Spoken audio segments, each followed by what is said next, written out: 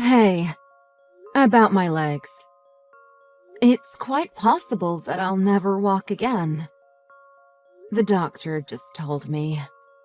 Huh? You mean you're gonna be in a wheelchair for the rest of your life? Probably. He said there's a high chance my legs will never recover. Of course, I'm gonna work hard at physical therapy, but... Oh, and one more thing. He said I may not be able to have children anymore either. Wow, I see. Do they know when you'll be released from the hospital? He said I'll be in here for at least 2 months. Ugh. If only I had been paying more attention to the road, this might not have happened. And I heard the driver of the other vehicle died. I'm filled with all this sadness and anger at the same time, and there's nothing I can do about it. I feel bad for the other driver's family, but when I look at my legs... I can imagine what you must be going through. But you survived the crash, so I'm happy. Thanks. I've been thinking about something. How about you and I move into that big house your dad left to you when he died? There's lots of rooms for a wheelchair. If we do some renovations, we can make the house wheelchair friendly. It'll be perfect for us to live in. I told you that we can't live in that house. It was a stipulation in my dad's will. He didn't want me to ever live there. He just wanted me to maintain the place. You mentioned this before, and I told you living there isn't an option. You and I can look for a new house if you want, but we'll have to wait till I get out of the hospital. Huh? After getting a house given to you for free? The location is great, and the place is huge. Why do we have to live in this tiny apartment when you have a big, beautiful house just sitting there? I've always wanted to live in a house like that. Let's at least try it for a little while. We can't. Just forget about that house, okay? I don't want to talk about this again right now. I have to focus 100% on my rehabilitation. Let's consider the possibility of moving after I get out of the hospital.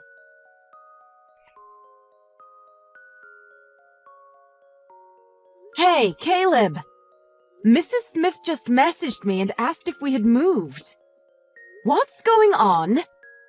Oh, has news already reached you? What do you mean, has news reached me? Don't tell me you moved into that house! Well, to tell the truth, yes. We'd be crazy not to. You've got a house with no rent and it's already paid for. We'd be crazy not to move into it. I told you that's not a house we can live in. I thought I hid the keys. Did you go snooping around our apartment to find them? Yeah, it took quite a while too. But I found them tucked away at the back of one of the drawers. I can't believe you put that much thought into trying to hide them from me. I tried to hide them from you so something like this wouldn't happen. Please, you've got to get out of there. Why are you saying it like it's an emergency or something? This place has got a nice backyard and the living room is huge. It'd be a crime to waste a place like this. Caleb, please. You can't stay in that house. If you've already moved out of the apartment, I guess there's not much we can do, but just take some things to go stay at your mom's house, okay? I can't. My mom's moving here with us. What? What are you talking about? My mom's living here too. I felt bad for her. She was gonna be living in that tiny place while her son's living in this giant house. Don't worry. This place is huge. You'll never even notice she's here. I think I'm just going to call the police. You two are trespassing. Hey! You don't have to go that far. Why are you being like this? This isn't the woman I married. Why are you acting like this? Wait, don't tell me. You weren't planning on selling this place and keeping all the money for yourself, were you? What are you talking about? I didn't know you were so greedy. You already got your dad's inheritance. You're gonna be getting insurance money from this accident. And you were planning on selling this house too? Were you planning on keeping everything for yourself? You know we're married, right? You must have hit your head in that crash too. What do you mean, keeping everything for myself? Yeah, I got the inheritance from my dad. But instead of spending that money, we invested it for our retirement. And don't think for a second that I ever wanted to have a car accident like this. I'm in a wheelchair. I can't walk anymore. Do you think I wanted this? And I never planned on selling that house anyway. And even if I did, why would you think I'd be keeping the money for myself? Look, I talked to my mom about everything, and I think I want to divorce you. Huh? Well, you told me you likely can't have any kids now, right? You know I like kids. I want to have kids of my own in the future. But I can't do that with you now. That's a justifiable reason to get divorced, don't you think? Wait, hold on. I don't know how to say this. Especially with everything that's happened to you with the accident, too. But I've put up with enough already, haven't I? I mean, your dad worked in real estate, but he never helped us get a place, did he? He had no trouble with money, yet he never helped us out financially at all. And even you, making us pinch every penny all the time and save any extra money we have at the end of the month. I can't stand it. Why did you assume my dad would just give us money? Our bills have nothing to do with him. And we were getting by just fine on our own. See? This is exactly what I'm talking about. There's no reason why we couldn't splurge a little more every month. All you ever wanted to do was to get by. What do you mean? We had everything we needed. What else did you want us to spend our money on each month?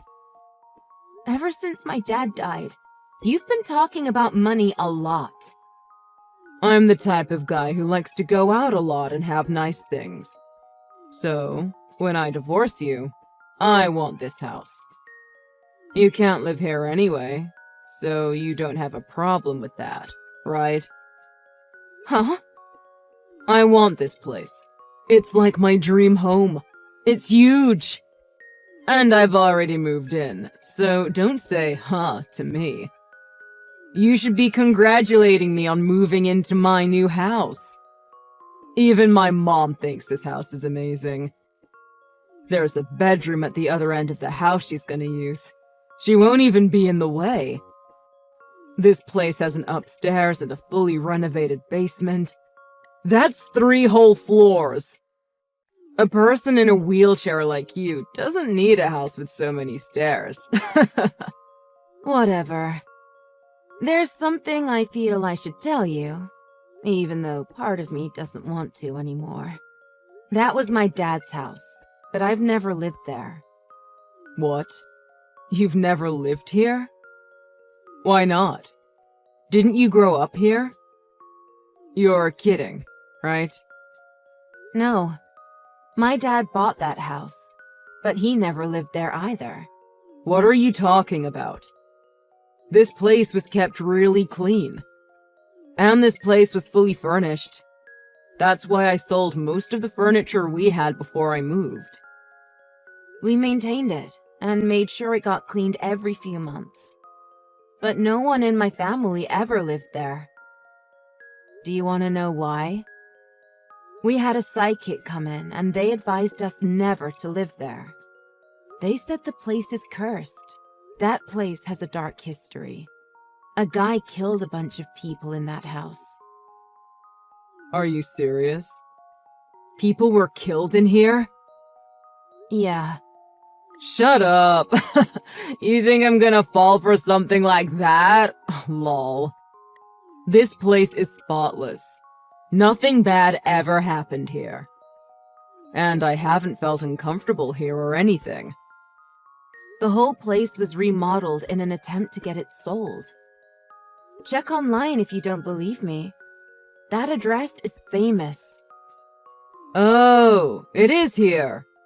I see the story about the incident. But so what? Just because people lost their lives here doesn't mean no one can live here anymore, right? Of course that's right. Usually, that would be right. But that house is different. When my dad first told me about that place, I didn't believe him either. But everyone who has ever lived in that house has either gone crazy or started to go crazy. What you need to know about that house isn't just the murders. It wasn't after the murders that strange things started happening. It was long before that. The guy who killed those people in that house. It wasn't a home invasion or anything like that. The guy who killed those people lived there. It was his house. People said when he moved in, he was the nicest guy ever. But his demeanor started to change as the weeks went by. Then one night, he invited some friends over for a party. Everyone was drinking, and he told them they could spend the night. And then, while they were sleeping, well, you can read about it. It's no secret. People say he was driven crazy by the curse on the house. Nobody would buy the house after that.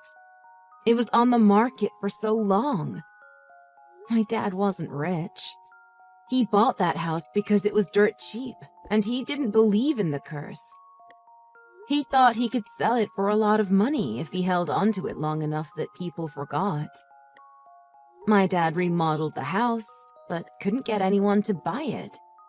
He even tried renting it out, but nobody stayed more than a month or two. That's when he decided to have a psychic come in. They told him there was something evil there, and to never move into the house himself. We kept it maintained, hoping we could do something with it someday. But my dad died before we could figure out what to do with it. Well, then, what the heck am I supposed to do? Well, you could start by believing me. I find what you're saying pretty hard to believe. Curses don't exist. There's nothing evil living here. You make it sound like the plot of a book or something. But this is real life, so there's no way. You're just trying to scare me. Caleb, you've always hated scary stories, haven't you? That's why I never told you before. I don't know if I buy this. According to this website, that incident took place more than 20 years ago. I'm not going to let anything like that bother me. There must be something wrong with you if you believe in curses, psychics, and all that mumbo-jumbo. Why would you go in and clean the place all the time if you believed what the psychic said? I think there's something wrong with your head. Oh, is that so? Well, as long as I can get rid of that house, I don't care what you think. If you want it, you can have it. There, it's settled. I'll give you the house and your divorce. That's everything you want, isn't it? Yeah. If there turns out to be anything wrong with this house, I can always just sell it. I'm glad you're such an understanding wife. I'm looking forward to the start of my new life. And I wish you the best of luck on yours, too.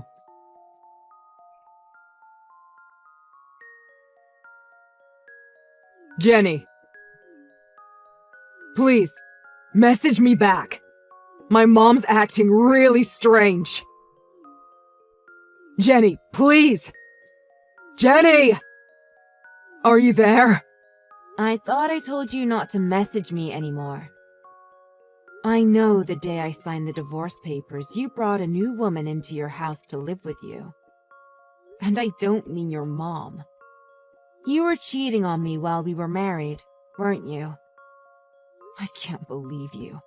You're horrible. No, that's not true. I just happened to meet her the day we got divorced. Regardless, I don't want to talk to you. That's why I blocked your number the first time, and I'll do it again. So don't bother buying yet another new cell phone and contacting me with that number either. I'll call the cops if you do. Don't do that. I had no choice. You blocked me, and I had to talk to you. Just be thankful that's all I did. Look, I'm really sorry. I apologize for everything I've done so far. I'll do anything. I'll even pay you alimony or whatever if you want me to. So, please, help me. Everything's happening just like you said it would. Handle it yourself. Curses don't exist, remember? You're not going to let anything like that bother you. That's what I thought, but that house isn't right. There's something wrong with it. Isn't that what I told you in the first place? That place is evil. But you decided to live there anyway, didn't you? I've already left that place. My girlfriend left too. She said my mom was way too creepy. Wait, so you left your mom alone in that house? For a few days now. You really are a horrible person, aren't you? Then again, the last time I saw her, she called me a useless sack of crap because I can't walk and I'm infertile. So I probably shouldn't care what happens to her. Please, Jenny, I'll do anything. Tell me what I should do. I've already hired a couple people I found online who said they could bless the place and remove the curse. But they both charged me so much money, and nothing they did had any effect. That's because most people advertising that kind of service online are frauds. Then tell me who I should get. And I can't even find any real estate agency willing to list this place. I have no idea what's going to happen. Properties like that are famous amongst the real estate agencies in the city. That's why my dad held on to the place for so long. He couldn't do anything with it. He was great at what he did, but even he couldn't get anyone to buy that place from him. Yet, you decided to live there, so you better take good care of it. Jenny, please. If we don't do anything about this, I think something's gonna happen to me next. You know, don't you? You've probably heard all the stories of what happened to the different people living there. Do you not see that I'm begging you for help? Why won't you do anything? There's gotta be something wrong with you! Yeah, you're right. There's gotta be something wrong with me. What can I say? I guess I'm just that kind of woman, huh? Jenny, I'm begging you. Do something! Jenny! I've just got one thing to say to you. Congratulations on your new house! You got everything you wanted from me.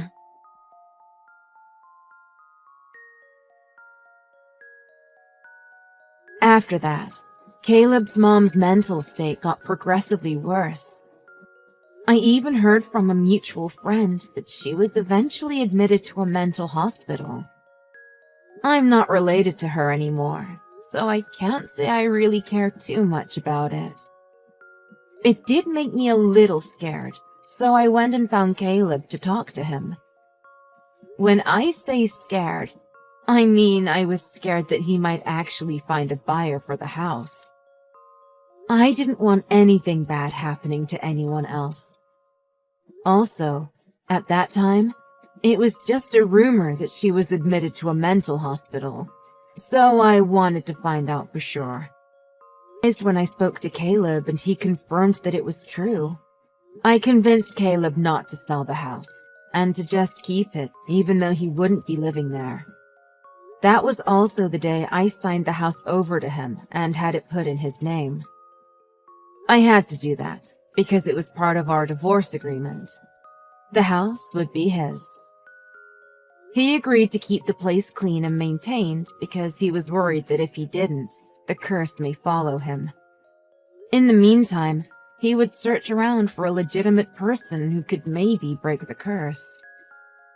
If such a person even exists. However, I heard shortly after that his new girlfriend left him and that he had been missing a lot of work because of it. I guess he was really upset by it. It sounded like he was going to get fired from his job soon because of it. When I asked him about it, he told me that it was the house's curse and that it had latched onto him even though he wasn't living there anymore.